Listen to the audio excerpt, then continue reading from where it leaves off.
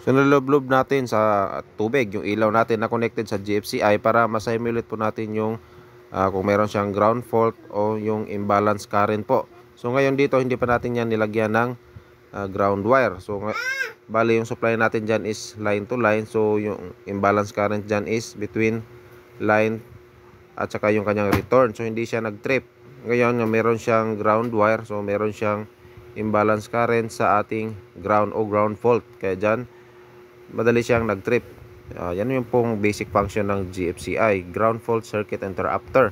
So meron lang siyang magti-trip lang siya kapag merong ground fault sa ground. Ito naman yung kanyang wiring, meron siyang line at saka load. Yung line po yung galing sa ating circuit breakers o yung ating main supply. Tapos yung load naman, ito yung papunta sa ating mga ordinary outlet. So magiging GFCI functions na din po yung ating ordinary outlet na connected sa load side ng ating mga GFCI, since ito ay konektado na sa circuit ng ating main GFCI. So kung mayroong fault ay magtitrip yung ating main at mawawalan din ng supply yung ating mga ordinary outlets load.